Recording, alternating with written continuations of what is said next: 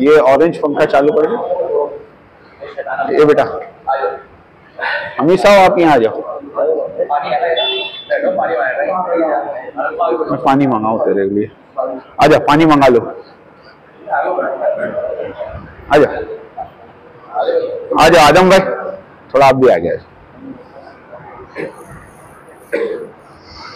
बिस्मिल्लाहिर्रहमानिर्रहीम वल्लज़ीना जाहदू फ़ीना लनहदियन्नहुम सुबुलना व इन्नल्लाहा लमअल मुहसिनीन। मोहतरम बुजुर्गों, दोस्तों, अल्लाह पाक ने दुनिया में हर चीज़ को उसकी मेहनत के साथ जोड़ा है। आप जिस चीज़ की मेहनत करोगे वो चीज़ आपको हासिल होगी। जब दुनिया जिसकी कोई कीमत अल्लाह के नज़दीक नहीं है वो बगैर मेहनत के हासिल नहीं होती, तो वो दीन जिसके ऊपर अल्लाह ने जन्नत का वादा किया हो, जिसके ऊपर अल्लाह ने मरने के बाद की ज़िंदगी के बनाने का वादा किया हो, ईमानदारी से बताओ क्या वो चीज़ बगैर मेहनत के मिलेगी? आप थोड़ी देर के लिए सोचो तो सही। एक आदमी आपको ये मशवरा दे कि देखो हजरत सारी चीज़ मुकद्दरात से है, आप घर बैठ जाओ, आप कारोबार मत करो, आप धंधा मत करो, आप नौकरी मत करो, बस अल्लाह बहुत बड़े हैं, तो आपको ये बात भी गले से नहीं उतरेगी। नहीं, मेहनत तो हमारे जिम्मे है, देने वाली ज़ात अल्लाह की है कि नहीं? तो जब दुनिया बगैर मेहनत के नहीं मिलती दोस्तों, तो अल्लाह पाक ने जो दीन जिसके ऊपर सारी चीज़ों का मदार है वो बगैर मेहनत की कैसे मिलेगी?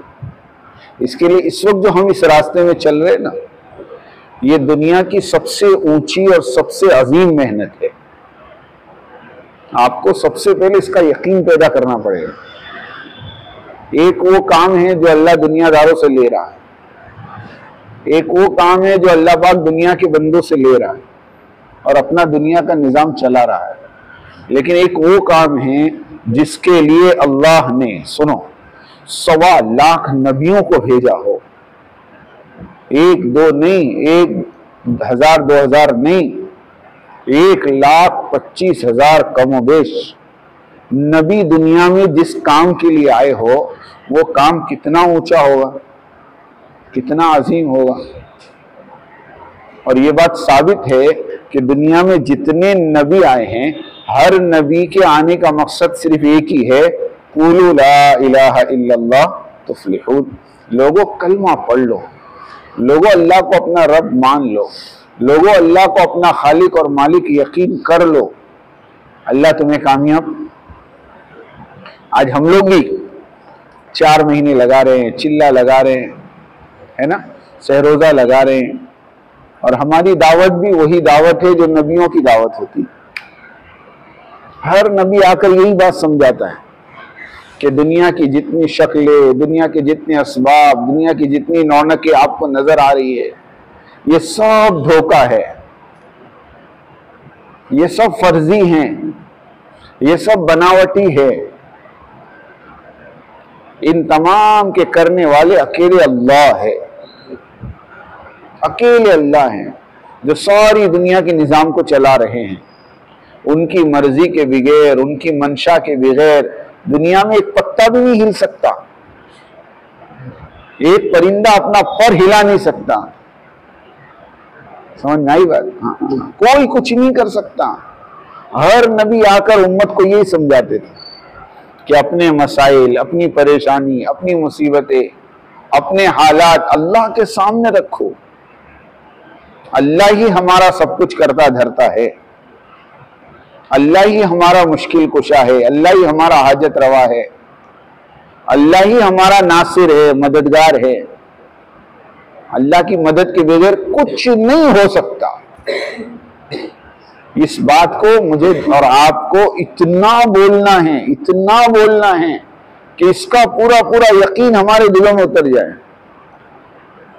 एक तो देखो मेरी बात सुनो, एक तो ये है कि मैं और आप जबान से बोलें अल्लाह करते हैं, लेकिन दिल में तो वही बात हो कि जी वो तो अल्लाह ही करते हैं, मगर अल्लाह ही करते हैं, लेकिन, है ना, दिल में कुछ और है और जबान पर नहीं। जो जबान पर है वही दिल में हो। जो जबान पर है वही दिल में हो। हाँ, कि ईमान का ईमान तो इब्राहिम अलैहिस्सलाम जैसा, ईमान का ईमान तो सिद्दीक अकबर जैसा, खालिस ईमान। कोई चीज भी सामने आ गई सबको हटाना। इब्राहिम अलैहिस्सलाम को आग में डाला गया, इब्राहिम अलैहिस्सलाम को आग में डाला गया। सुनो यह देखो क्या हुआ भाई। हाँ, इब्राहिम अलैहिस्सलाम को आग में डाला गया तो सामने जिब्राइल आए। का इब्राहिम क्या करे, पानी बरसा दें, हवा चला दे, है ना। और इब्राहिम अलैहिस्सलाम ने कहा अम्मा इलई का फला, कि मुझे तुमकी किसी की जरूरत नहीं है। क्यों भाई, हस्बी अल्लाह, मेरा अल्लाह मेरे लिए काफी है। समझ में आई बात। ये है ईमान कि जब अल्लाह का मामला आएगा तो जिब्राइल भी साइड में, मिकाइल भी साइड में। दुनिया की सबसे बड़ी ताकत है अल्लाह के बाद कौन, जिब्राइल। अल्लाह का सबसे मुकर्रब फरिश्ता है। मुकर्रब समझते हैं, सबसे कुर्ब किसी फरिश्ते को हासिल है तो वो कौन है, और ऐसी ताकत अल्लाह ने उसको दी है कि पढ़ के एक कोने पर पूरी कौम लूत की बस्ती को उठाकर आसमान पर ले जाकर उल्टा पटकाए। ऐसी ताकत वाला और ऐसी कुर्बत वाले फरिश्ते को भी हटा दिया कि नहीं, हमें किसी जरिए से कराने की आदत नहीं है। नहीं समझे। हाँ, हम लोग भलामण वाले नहीं हैं, सिफारिश वाले नहीं हैं। हम तो बराह रास्त अल्लाह का कलमा पढ़ा है और अल्लाह के खजानों से बराह रास्त फायदा उठाना हम जानते हैं। ये मकसूद है हमारा अल्लाह के रास्ते में निकलने का, कि ये चीज हमारे अंदर पैदा हो। हाँ, वरना ये अगर मगर वाली चीज समझ में नहीं आती। हजरत जी एक बात बार बार कहते हैं कि 100 साल की दावत की मेहनत के बाद, कितने साल की, 100 साल की दावत की मेहनत के बाद हमारा यकीन वहां पहुंचा है जहां कुफ्फार मक्का का यकीन पहले से था। समझ में आई बात, नहीं आई। 100 साल की मेहनत के बाद हमारा यकीन वहां पहुंचा जहां कुफ्फार मक्का का यकीन पहले से था। क्या मतलब, कि कुफ्फार मक्का का यकीन पहले से था, करते तो अल्लाह ही हैं और करता तो ऊपर वाला ही है, मगर ये 360 बिठा रखे हैं, बस इनके जरिए से होता है। बारिश अल्लाह ही बरसाते हैं, मगर वो बुत है बारिश वाला, और वो बुत है अनाज वाला, और वो बुत है कपड़े वाला। कि कपड़े चाहिए तो उसके पास जाओ, बारिश चाहिए तो उसके पास जाओ, औलाद चाहिए तो उसके पास जाओ, अनाज चाहिए तो इसके पास जाओ। कि करते तो ऊपर वाले ही हैं, लेकिन बस ये बिठा रखे हैं जरिए के तौर पर। हजरत फरमाते 100 साल के बाद हमारा यकीन ये बना कि करते तो अल्लाह ही हैं, बस थोड़ी सी दुकान लगा रखी है, थोड़े से कारोबार बिछा रखे हैं, वरना करते तो अल्लाह ही हैं। कि यही बात तो कहते थे कुफार मक्का भी, तो बताओ क्या फर्क हुआ। फिर आगे समझाया कि अल्लाह के नबी की और कुफार मक्का की लड़ाई ये नहीं थी कि अल्लाह करते हैं या अल्लाह नहीं करते हैं। सुनना बहुत भारी बात है। कुफार मक्का की और अल्लाह के नबी की लड़ाई ये नहीं थी कि अल्लाह करते हैं या नहीं करते, बल्कि लड़ाई ये थी कि अल्लाह के नबी कहते थे अल्लाह करते हैं और मैं जो जिंदगी लेकर आया हूं उसके जरिए से करते हैं। समझ में आई बात। और कुफार मक्का कहते थे अल्लाह करते हैं मगर इन बुतों से करते हैं। तो सबसे पहले ये बुतों को तोड़ना, जो हमारे दिलों में बुत बने बैठे हैं ना, कि पैसा होगा तो काम बनेंगे, मकान होगा तो काम बनेगा। नहीं समझे आप।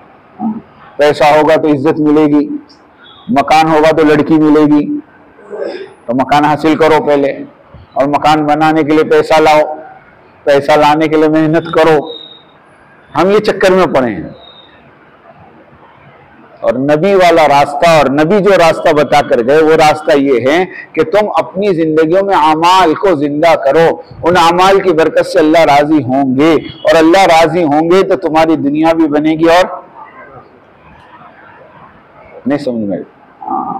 अल्लाह के खजाने से लेने का ज़ाब्ता असबाब नहीं है, अल्लाह के खजाने से लेने का ज़ाब्ता अमाल है, अमाल। समझ में आई बात? हर मौके का अमल बताया अल्लाह के नबी ने, हर मौके का। पानी पीना है, पानी पीने का तरीका बताया। खाना खाना है, खाना खाने का तरीका बताया। बैतुल खला में जाना है, बैतुल खला में जाने का तरीका बताया। ये वो आमाल है जिनके जरिए से बंदा अल्लाह के खजानों से फायदा उठाता है। इसलिए हमें अल्लाह के रास्ते में निकाला है। सुनो, हाँ, कि हमारे सामने हमारा मकसद हो कि हमें क्या चाहिए, क्यों निकले हम। वरना मुझे बड़ा ताज्जुब होता है और बड़ा दुख भी होता है कि 4 महीने लगाने के बाद पूछो कि भाई साहब क्या लेकर आए, तो वो फख्र से कहता है 10 सूरतें सही हो गई, है ना, और वो कहता है 20 दुआएं याद हो गई और कुरान पढ़ना सीख लिया। हमने कहा अल्लाह के बंदे, ये चीजें तो ऐसी थी कि आप मेरठ में बैठे बैठे भी सीख सकते थे, अपने घर में रहकर भी ये चीजें मिल जाती आपको। तो इसके लिए 4 महीने, हाँ, गुजरात तक का सफर करने की जरूरत क्या थी आपको? इसके लिए 4 महीने लगाने गए थे आप 10 सूरतें सीखने, 20 दुआएं याद करने। इसलिए मुझे बड़ा ताज्जुब होता है और बड़ा दुख भी होता है कि हमारी जमातें 4 महीने चलने के बाद भी उसके सामने मकसद नहीं होता हम क्यों निकलें, हम क्यों निकलें, हमारे निकलने का मकसद क्या है। जबकि एक बात मैं साफ तौर पे कह दूं, देखो, अल्लाह के रास्ते में निकलने का सबसे असल मकसद अपने यकीन की तब्दीली के सिवा कुछ नहीं है। अपनी यकीन की तब्दीली नहीं होगी, जिंदगियां तब्दील नहीं होगी। अगर देखो माल पर यकीन होगा तो आदमी मेहनत माल की करेगा नहीं करेगा? बोलो। एक आदमी के दिल में एक बात बैठ गई कि मुझे माल चाहिए, मुझे लखपति बनना है, मुझे करोड़पति बनना है, बस। अब उसके दिल में बात बैठ गई, अब वो मेहनत काय की करेगा? हाँ, अमल की करेगा कि माल की करेगा? माल। क्यों? उसके दिल में यकीन बैठा है, माल होगा तो मेरा काम बन जाएंगे, माल होगा तो मेरी जिंदगी बन जाएगी, माल होगा तो मेरी जिंदगी संवर जाएगी। अब वो हर जगह जुगाड़ देखेगा, एक धंधा नहीं, 2, दूसरे से फिर तीसरे में कूदेगा, तीसरे से फिर चौथे में कूदेगा, फिर रात को कोई नाइट में धंधा देखेगा वो भी ले लेगा कि बस मुझे जमा करना है। और हदीस है, मेरी बात नहीं कह रहा, मैं हदीस सुना रहा। अल्लाह के नबी ने फरमाया, जिसकी मकसद दुनिया बन जाता है अल्लाह उसके अहवाल को मुंतशिर कर देते हैं, उसके हालात बिखेर देते हैं, और फकर का खौफ हर वक्त उसकी आंखों के सामने कर देते हैं। वो डरता है क्या होगा, कैसे होगा। नहीं समझा? मकान ले लिया, दुकान ले ली, गाड़ियां ले ली, और सब हफ्ते पे चले। अब महीने का कितना देना है, इसको भी देना, उसको भी देना, उसको। अब क्या? एक जगह तश्कील में गए हम, तो वो चिकन की दुकान थी, रात को नहीं चिकन बेचते हैं, लारी पर दुकान थी छोटी सी, रात का धंधा उनका, जैसे यहाँ रोड के ऊपर है। उनसे मुलाकात करी, तश्कील करी 4 महीने की, तो उसने कहा मौलवी साहब हर महीने 52,000 रुपया तो हफ्ता भरता हूं। कितना? 52,000। मैंने कहा 52,000 का ही कहा? बोले घर का हफ्ता है, गाड़ी का हफ्ता है, 4 व्हीलर का हफ्ता है, घर में एसी लिया उसका हफ्ता है, फ्रिज का हफ्ता है, वॉशिंग मशीन के हफ्ते हैं, सब हफ्ते में। अब कितना खड़ा करके रखा? 52,000। और वो समझ रहा कि ये सब चीजें अगर मेरी हो गई तो मैं सुकून के साथ जिंदगी गुजार लूं, लेकिन वो चीज हासिल करने के लिए परेशान हो रहा बेचारा। 5 साल तक हफ्ता भरता, तब तक वो चीज भी पूरी हो जाती, फिर नहीं लेके आता, फिर हफ्ते भरता। हम लोग एक मुल्क में गए थे जमात में, वहां पर ये सिस्टम है कि मकान आप खरीद नहीं सकते, नहीं खरीद सकते आप। आपकी उम्र 18 साल की हो गई, आप गवर्नमेंट में अप्लाई करो, आपको फ्लैट मिल जाएगा गवर्नमेंट की तरफ से, और 65 साल की उम्र तक आपको हफ्ता भरना है, और 65 साल के बाद आपका हफ्ता बंद, मतलब वो मकान आपका हो गया, आप अब रहो, और जिस दिन मरो उस दिन गवर्नमेंट आकर दोबारा अपना ताला लगा देगी। बोलो, आप कहोगे भाई मेरी औलाद, तुम्हारी औलाद 18 साल की हो जाएगी, वो फिर अप्लाई कर दे, उसको हम घर दे देंगे, उसकी झंझट तुम क्यों करते हो? आप सोचिए, नहीं समझे, जिंदगी इसी में गुजर गई और लोग धोखा खा गए बेचारे कि ये आया तो काम बन जाएगा, या किसका बना आज तक? अगर माल से काम बनता और माल से जिंदगी बनती, अल्लाह के घर में बैठे हो, सच बताओ कारून नाकाम होता, फिरौन नाकाम होता, नमरूद नाकाम होता, शद्दाद नाकाम होता? इनके पास कम माल था क्या? तुम सपने में नहीं सोच सकते उतना माल अल्लाह ने इनको दिया था। हकीकत में तुम्हारे पास तो कागज की नोटें होंगी, इनके पास तो रियल माल था, सोना चांदी हीरे मोती, खजाने थे, खजाने जिसकी वैल्यू कभी खत्म नहीं होती है ना। हमारे यहाँ तो देखो 20 साल के अंदर अंदर देख लिए कि नहीं देखी, 500 की नोट भी गई, 1000 की भी गई, अब 2000 की भी गई। हमारी नोटों की तो ये हकीकत है, कब बंद हो जाए, कब इसकी वैल्यू खत्म हो जाए। और अल्लाह ने उनको जो माल दिया था उसकी वैल्यू तो हमेशा की थी। आपके पास सोना है ना, हमेशा सोना ही रहेगा वो, उसकी वैल्यू कभी खत्म? ऐसा माल था उनके पास, इतना मजबूत माल होने के बावजूद उनकी जिंदगियां वो माल नहीं बना सका। तो ये नोट के टुकड़े और छीथड़े ये हमारी तुम्हारी जिंदगी कैसे बने? इसलिए अपने यकीन को बदलो। क्या बदलो?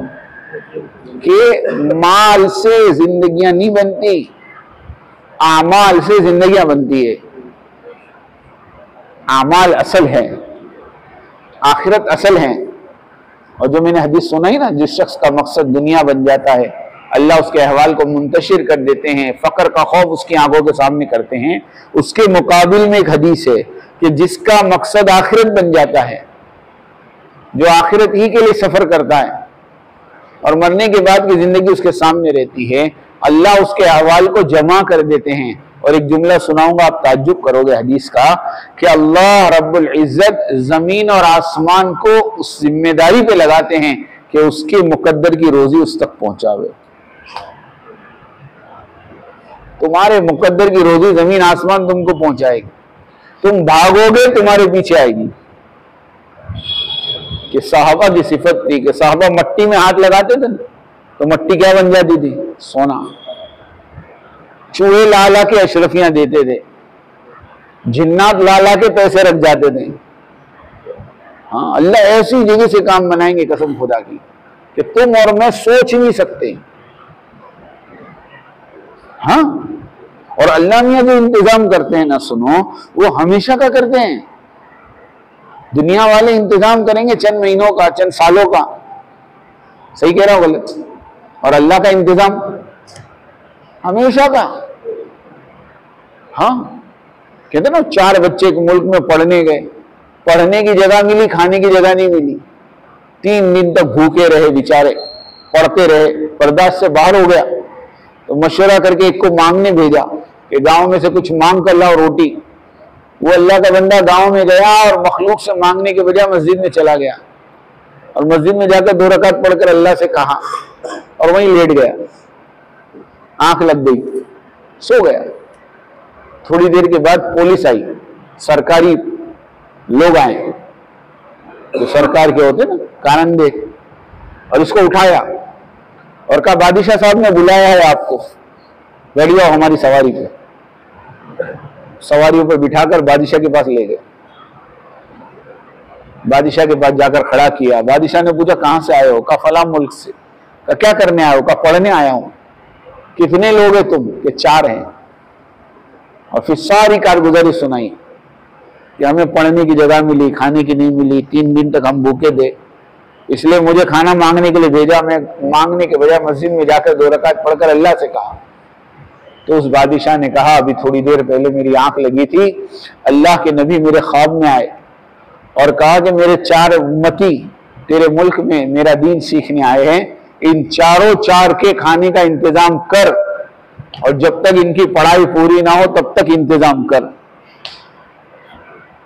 तो आप लोगों का जो कयाम है वो जगह हमारे कारंदों को बता दें, आपका खाना आपके मकान पे पहुंच जाएगा। अल्लाह अकबर।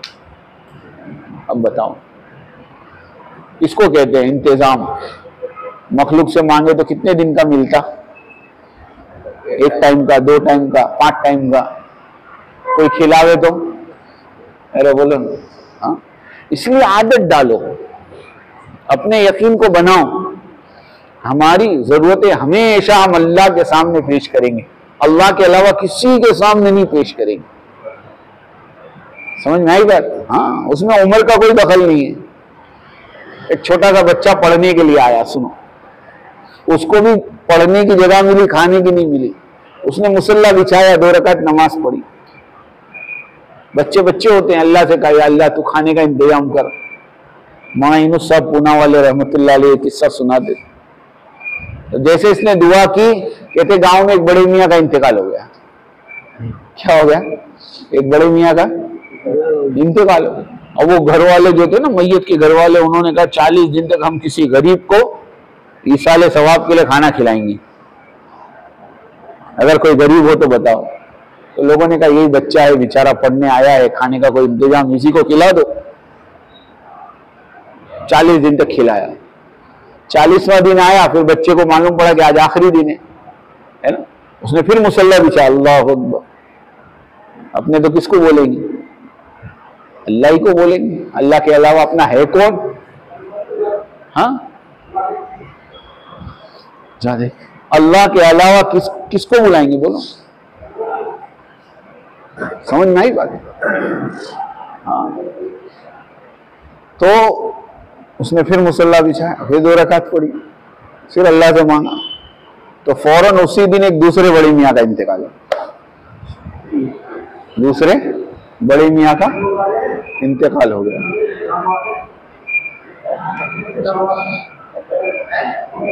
वो गोश्त दे दे, गोश्त।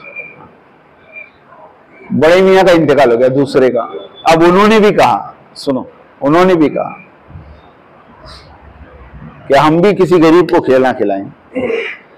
चलो, दूसरे चिल्ले का भी हो गया, है ना। दूसरा चिल्ला पूरा हुआ, फिर खाना बंद, फिर मुसल्ला बिछाया। वहां इन्हें सब कहते थे, तीसरे बड़े मियाँ का इंतकाल हुआ और फौरन गांव में बड़े मियाँ लोगों की मीटिंग हुई। जितने बड़ी उम्र के थे ना, सब जमा हुए और कहा भैया इसका खाना शुरू कर दो, वरना हर 40 दिन में हम में से एक को भेज दे। ये तो वो सारे बुड्ढे लोग मिलके उसका खाना चालू कराए। भाई तू ऐसी 2 रकात ना पढ़ा कर, समझे। माना हंसते हंसते कहते थे, देखो अल्लाह खिलाने पर आता है तो मार के खिलाता है। लेकिन यकीन अल्लाह की जात से जुड़े हमारा असल मकसद ये है। ऐसे एक नहीं, कई वाकयात है, लेकिन बहरहाल हम निकलने का मकसद समझे। हाँ देखो, ये सीखना सिखाना जिम्मी चीज है। हम अल्लाह के रास्ते में निकले, रोजाना एक आयत कम से कम हमारी सही हो, रोजाना एक हदीस हम याद करें, रोजाना एक मसला हम सीखें, रोजाना हमारी तहज्जुद, चाश, इशराक, अव्वाबीन, सलातु तौबा न छूटे। ये सारी चीजें जरूरी हैं और ये जिम्नी है, जिम्नी। लेकिन इन सब का असल मकसूद ये है कि जितना हमारा वक्त अल्लाह के रास्ते में लगता चला जाए, उतना हमारे ईमान में तरक्की, हमारे यकीन में तरक्की होती जाए, हम अल्लाह से उतने करीब होते जाएं। आज हमको ताज्जुब होता है कि कोई काम आ गया, हमने 2 रकात पढ़ी और अल्लाह से कहा और हमारा काम हो गया, तो हम ताज्जुब से कहते हैं यार मेरा काम हो गया। हाँ, जबकि कोई ताज्जुब की बात नहीं है, ये कोई ताज्जुब की बात नहीं है। ताज्जुब तो इस पर है कि तुम्हें कोई हाजत पेश आई और तुमने 2 रकात पढ़कर अल्लाह से कहा, फिर भी तुम्हारी हाजत पूरी नहीं हुई। ये है ताज्जुब की बात। निजामुद्दीन में मौलाना बयान फरमा रहे थे, कह रहे थे बताओ जी, पानी में शक्कर डालने से पानी मीठा हो गया, कोई ताज्जुब की बात है? पानी में नमक के पड़ने से पानी खारा हो गया, कोई ताज्जुब की बात है? ताज्जुब तो इस पर है कि पानी में शक्कर डालने के बाद भी पानी मीठा नहीं हो रहा, और पानी में नमक के डालने के बाद भी पानी खारा नहीं हो रहा। ताज्जुब इस पर हो ना। ऐसे तुम 2 रकात पढ़ो और तुम्हारा काम ना हो, तुम दुआ मांगो और तुम्हारा काम ना हो, ये ताज्जुब की बात है। कैसे कैसे हो रहा? लेकिन अल्लाह माफ करे, आज हम ईमान के मुज़ाकरों से इतने दूर हो गए कि हमारा काम होता है तो हमें ताज्जुब होता है। हमारा काम होता है तो हमें ताज्जुब होता है। बोलो, इसके लिए सबसे बुनियादी मकसद ये है, इसको सामने रखेंगे इंशाअल्लाह। और दूसरा मकसद, हमारी जिंदगियां बदले। देखो, अब जैसे जैसे हमारा वक्त हो रहा है ना, हफ्ता 10 दिन हो गया जमात को, अब धीरे धीरे हमारी जिंदगियां सुन्नतों की तरफ मूव होना चाहिए, टर्न होनी चाहिए। नहीं समझ में? हाँ, अब जैसे हमारे 10-15 दिन हो गए, अब ये इस्तेहजार पैदा होना चाहिए। खाने बैठ रहे हैं तो खाना सुन्नत तरीके पर अब खाना शुरू करें, सीधे हाथ से शुरू करें, बिस्मिल्लाह पढ़कर शुरू करें। बैतुल खला में जा रहे हैं तो उल्टे पैर से, निकल रहे हैं सीधे पैर से। मस्जिद में दाखिल हो रहे हैं सीधे पैर से, निकल रहे हैं उल्टे पैर से। जितनी सुन्नतें हैं, इन सुन्नतों का क्या करें? एहतमाम। हमारा लिबास धीरे धीरे सुन्नत पे आ रहा हो, गैर शरई चीजें जो हमारी जिंदगी में हैं वो धीरे धीरे निकल रही हो। मैंने आज सुबह में भी, मुस्कुरात में भी यही बात कही कि हम दवा खाने के बाद उस दवा का असर अपनी जिंदगी में ढूंढते हैं। अरे ढूंढते नहीं, ढूंढते। एक आदमी को खांसी है, एक आदमी को सर्दी है, और वो दवा लेकर आया, 1 भाग पिया, 2 भाग पिया, 1 टाइम की दवा खाई, 2 टाइम की दवा खाई, फिर वो ढूंढता है कि नहीं कि कुछ फर्क हो रहा कि नहीं? अब अच्छा है, सर्दी नहीं हो रही, पहले खांसी आती थी, अब खांसी नहीं आ रही। अरे करता है नहीं करता है कि जिस तरह दवाई खाने के बाद तुम सेहत अपने बदन में तलाश करते हो, ऐसे अल्लाह के रास्ते में निकलने के बाद अपनी जिंदगियों में सुन्नतों को तलाश करो कि मेरी जिंदगी कितनी सुन्नतों की तरफ आ रही। समझ में आई बात? शैतान देखो एक धोखा देगा। सुनो, बहुत अच्छी बात बताऊंगा आपको। शैतान हमें क्या सिखाएगा मालूम है? तुम्हारी तरबियत नहीं हो रही, जमात में तुमको फायदा नहीं हो रहा, खाली खाना सोना हो रहा, और फिर शैतान यहां से मायूस कराएगा और वापसी का रास्ता पकड़ाएगा। फिर बहाना ढूंढेगा आदमी कि कुछ बहाना हो जाए और मैं चला जाऊंगा, और अपने दिल को क्या समझाएगा? नहीं, यहां से अच्छी जमात है, दूसरी है, उसमें जाऊंगा, उसमें मेरी तरबियत होगी। ये शैतान का धोखा है। हमारे यूसुफ भाई बारडोली वाले अक्सर एक बात कहते, एक साथी ने मेरे पास आकर कहा, अमीर साहब मेरी तरबियत नहीं हो रही, 25 दिन हो गए चिल्ले की जमात में, लेकिन तरबियत नहीं हो रही मेरी। तुम्हारे यूसुफ भाई ने कहा कि तुझे ये एहसास जो पैदा हुआ ना कि तेरी तरबियत नहीं हो रही, यही तेरी तरबियत है। कि कम से कम तेरे अंदर एहसास तो पैदा हो गया कि मेरे अंदर कुछ होना चाहिए। ये तरबियत नहीं है, ये बदलाव नहीं है। अरे तेरी फिक्र बदल गई, तेरी सोच बदल गई, अभी तक तुझे ख्याल ही नहीं था, अब कम से कम ख्याल तो पैदा हुआ कि मेरी नमाज ऐसी होनी चाहिए, मेरा जिक्र ऐसा होना चाहिए, मेरी तिलावत ऐसी होनी चाहिए, मेरे अखलाक ऐसे होने चाहिए। मगर ये नहीं है। ये एहसास जो पैदा हुआ ना मेरे भाई, यही तरबियत है, और ये हर हाल में मिलेगा। देखो, अमीर साहब के हाथ में तरबियत नहीं, साथियों के हाथ में तरबियत नहीं, फिर तरबियत कहाँ है? एकदम बुनियादी बात बता दूं आपको, अल्लाह के रास्ते में निकल कर तुम अगर अपनी तरबियत करवाना चाहते हो तो वो तरबियत ना अमीर के हाथ में है, न साथियों के हाथ में है, न इलाके वालों के हाथ में है। कभी ये नहीं सोचना कि अमीर अच्छा से अच्छा हो, साथी अच्छे हों, इलाका अच्छा रुख हो तो हमारी तरबियत हो जाएगी। कभी जिंदगी में नहीं होने की। तरबियत का ताल्लुक इन चीजों से है ही नहीं। तरबियत का ताल्लुक अल्लाह के रास्ते में निकलने वाले करने वाले आमाल से है।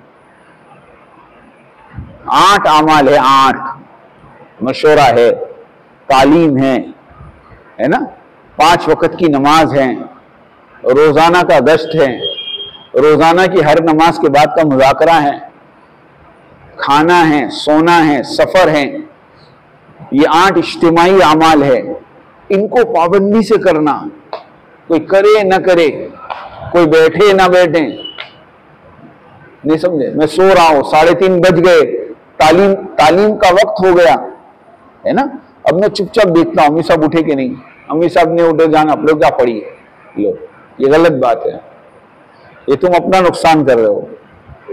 आपको तो 3:25 को उठकर वजू करके 3:30 बजे यहाँ के बैठ जाना, चाहे कोई आए ना आए, अपनी किताब पढ़ना शुरू कर दो, चाहे कोई जुड़े न जुड़े। मैं मेरी नमाज की पाबंदी करूं, मैं मेरे हर नमाज के बाद के अमल की पाबंदी करूं। मेरा कोई दिन गश से खाली न जाए, मेरा कोई दिन उमूमी बात से खाली न जाए, मेरा कोई दिन बाहर मेहनत से खाली न जाए। ये आमाल है, आमाल, और इन आमाल में मेरी आपकी तरबियत है। सही कह रहा, इन आमाल को करो बस। हमारी एक जमात 1992 में 4 महीने की जमात गई, 12 साथी थे, 12 के 12 माशाल्लाह जिम्मेदार आज, और 12 के 12 माशाल्लाह आज के जमाने के दाई। उस जमाने में हमने पूछा कि आपकी जमात की खासियत क्या थी, कि 12 में से एक भी छुपा नहीं, अल्लाह ने सबको दिया। उन्होंने कहा कि बस हमारी एक ही फिक्र थी, अमीर साहब ने हम सबको एक ही बात समझाई थी कि अपना कोई अमल आगे पीछे ना हो, कोई साथी करे ना करे। अब हर आदमी की जब ये फिक्र होती थी तो तालीम से पहले हम आ जाते थे, और पूरे 2 घंटे 2 जानों बैठकर तालीम सुनते थे। बोलो, खुद अमीर साहब भी 2 जानों बैठते थे और हम सब 2 जानों बैठते थे। कोई दिन 4 महीने में हमारा गश्त का नहीं छूटा, हमारा गश्त नहीं छूटा। कोई नमाज के बाद हमारे ईमान के मुज़ाकरे नहीं छूटे। आप सोचें, जब जमातें आमाल की पाबंदी के साथ चलती है तो आमाल का नूर लेकर घर जाती हैं, और अगर जमातें फिर फुर्सत वाली हो, आराम वाली हो, है ना, तालीम कितने बजे की, 10:30 की, और 11:30 बजे तक ठिकाना ही नहीं, सब एक दूसरे को देख रहे हैं, और अमीर साहब भी हमको कहने को डर रहे हैं, अरे भाई भाग जाएगा, छोड़ो। नहीं समझ, ऐसा नहीं। हर बंदे का शौक हो कि मैं अपना जान, अपना माल, अपना वक्त लेकर निकला हूं, भाड़े से तो आया नहीं हूं, किराए से तो आया नहीं हूं। सही बात है। आज चिल्ले का खर्चा कितना होता है, 5,000 रुपए का चिल्ला हो गया, 20,000 रुपए के 4 महीने हो गए कि नहीं। अब वो 5,000 और 20,000 कमाने में कितना वक्त लगता है, मैं वो लगा रहा हूं, मेरी गाड़ी पसीने की कमाई लग रही है। अगर मुझे कुछ ना मिला तो, समझ में आ रही बात। इसके लिए इसको सोचो, बार बार इसका मुज़ाकरा करो कि हम लोग माशाल्लाह बहुत ऊंचे काम में, बहुत अजीम काम में चल रहे हैं। मस्जिद का अदब करो, है ना, बाअदब बानसीब बेअदब, जिसके अंदर अदब होता है ना उसी को मिलता है। बेअदबों को दीन नहीं देते अल्लाह, इसलिए मसाजिद का अदब करो। मस्जिद के अंदर जोर से बात करना, मस्जिद के अंदर चीख पुकार करना, है ना, रात को सोते हुए मस्जिद में हवा छोड़ना, और फिर हंसना, मजाक करना, मस्ती करना, सोते सोते मजाक मस्ती करना, एक दूसरे को मारना पीटना, धक्के मारना, ये मस्जिदों के करने के काम नहीं है। वक़ार है, यहाँ फरिश्ते हमारे साथ रहते हैं, हमारी वजह से फरिश्तों को तकलीफ होती है।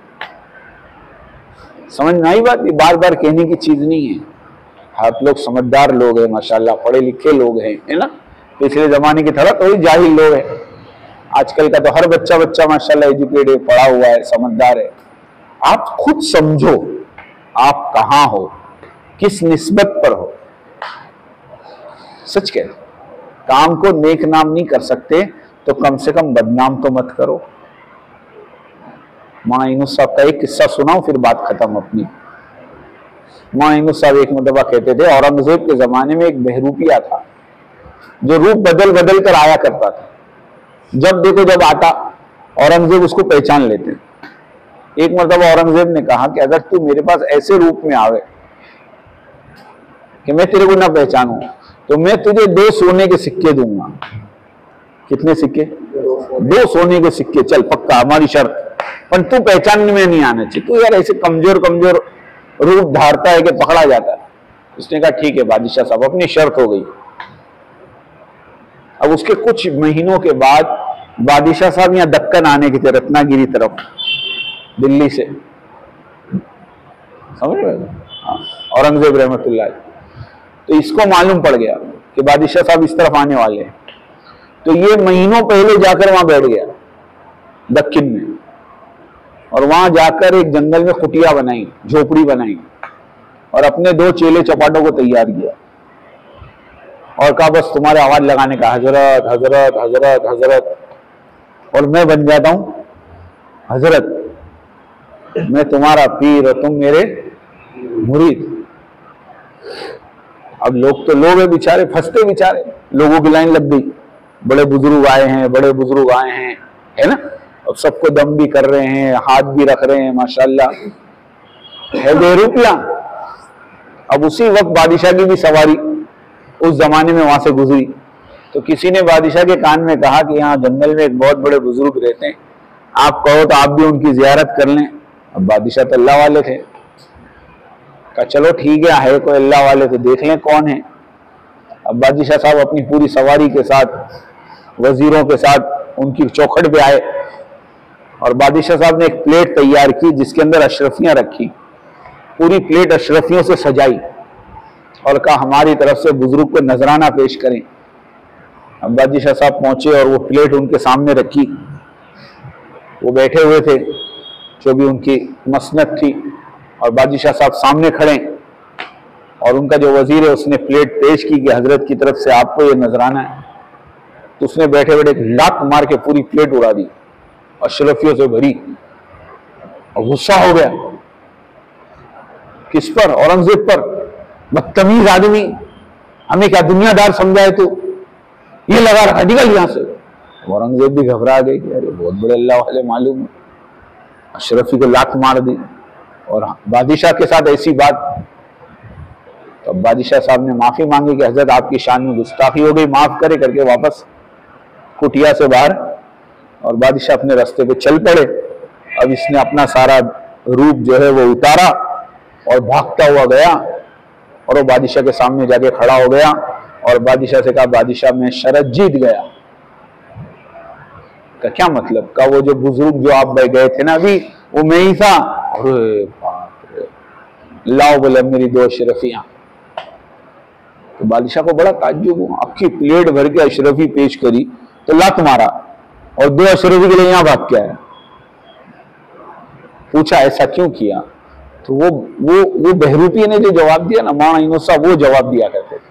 कहते वो बहरूपिये ने जवाब दिया कि बादशाह साहब हम बहरूपिये जरूर हैं और हम बदमाश जरूर हैं, हम रूप बदल के फिरते रहते हैं, लेकिन हम गैरतमंद हैं। उस वक्त हम जो बैठे थे एक अल्लाह वाले की मसनद पर बैठे थे। अगर हम आपसे पैसे ले लेते हैं तो हम बदनाम नहीं होते, अल्लाह वाले बदनाम हो जाते। और ये 2 अशरफी मेरे हक की है, ये मेरे को चाहिए। मौलाना इमाम साहब कहते थे बस इसी तरह तुम दावत के काम को नेक नाम नहीं कर सकते तो कम से कम बदनाम तो मत करो, ऐसा कोई अमल तो मत करो जिससे तबलीग बदनाम हो जाए। आप अहमदाबाद में आए हो, आप अगर कोई भी अमल करोगे गलत तो ये नहीं कहा जाएगा कि मीरठ वाले ने किया, क्या नाम आएगा? जमात वाले। बदनाम कौन होगी? जमात बदनाम होगी। लोग नहीं जानते आप कौन है, कहां के हो। इस वक्त आपकी निस्बत दावत के काम के साथ है, इसलिए आपका एक एक अमल दावत से जुड़ा हुआ है। इसलिए अल्लाह के वास्ते जितना वक्त बाकी बचा है उसको सही गुजारने की फिक्र करेंगे इंशाअल्लाह। अजान से पहले मस्जिद में आ जाओ, कोई दिन हमारी तस्बीह ना छूटे, तिलावत ना छूटे, तालीम ना छूटे, है ना। रोजाना सुबह में कारगुजारी दो, 15 आदमी को दावत दी, 20 आदमी को दावत दी, पूरे मुसलमान है ना बाबा।